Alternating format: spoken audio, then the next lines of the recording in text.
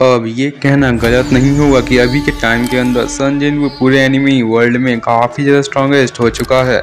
और ऐसे टाइम पे अगर हम सन जिनवू के सामने गोजो सातोरू को रख देंगे, जो कि अपनी सीरीज़ के अंदर स्ट्रॉन्गेस्ट कैरेक्टर्स में से एक है, तो क्या हो सकता है। इनकी लड़ाई का अनुमान लगाना लगभग नामुमकिन है। लेकिन अगर इनकी लड़ाई होती है तो आसपास में तबाही मचना तो एक नॉर्मल सी बात हो जाएगी। इनकी लड़ाई इतनी ज़्यादा खतरनाक हो सकती है कि एक सिटी तक तबाह हो जाएगी। लेकिन इनकी लड़ाई में जाने से पहले हम इनकी कुछ एबिलिटीज और इनके कुछ स्ट्रॉन्गेस्ट विलेंस या फिर राइवल्स के बारे में बात करेंगे और उनके बारे में थोड़ी बहुत जानकारी भी हासिल करेंगे। तो अगर हम सन जिनवू के बारे में बात करते हैं तो शुरुआती टाइम में वो एक ई रैंक का हंटर हुआ करता था, पर एक डबल डंजन में जाने के बाद से ही उसको एक सिस्टम मिल जाता है, जिसके वजह से वो एक शैडो मोनार्च की वेसल बन जाता है। जो सिस्टम उसको ट्रेन कर रहा होता है शैडो मोनार्च बनने के लिए, जहाँ पे उसके पास सबसे ज़्यादा स्ट्रॉन्गेस्ट पावर होती है शैडो एक्सट्रैक्शन की, जहाँ पे वो अराइज बोलकर किसी भी शैडो को उसकी बॉडी से निकाल सकता है। पर इसमें एक ही कंडीशन होनी चाहिए कि जो शैडो निकल रही है उसका ओनर मरा होना चाहिए। और इसके अलावा भी सन जिनवू के पास और भी कई अलग अलग प्रकार की शक्तियां हैं, जो कि मैं पूरी तरीके से तो एक्सप्लेन नहीं कर सकता।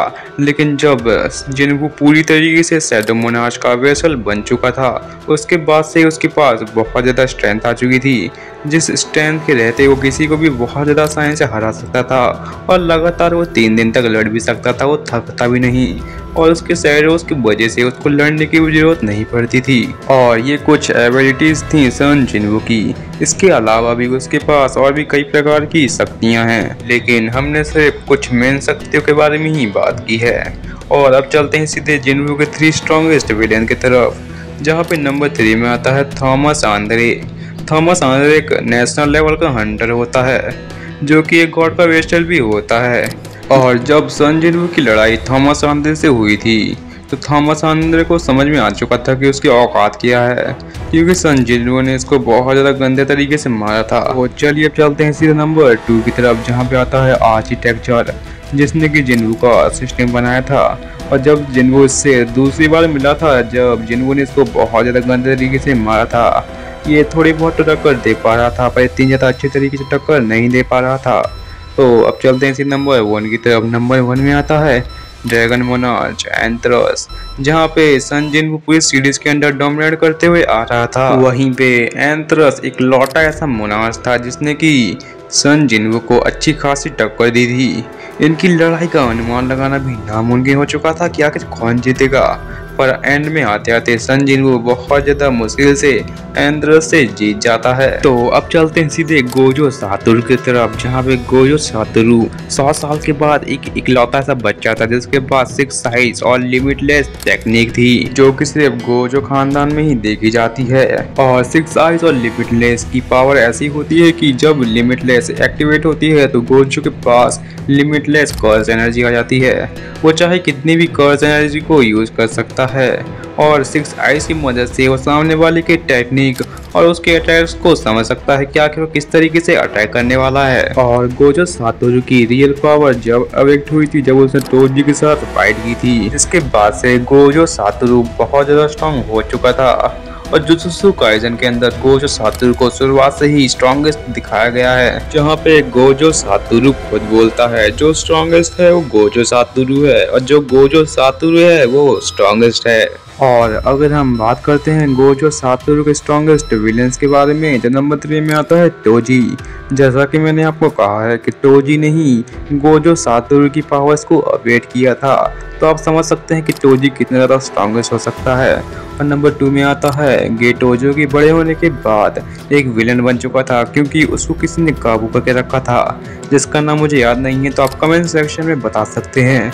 और नंबर 1 में आता है सुकुना।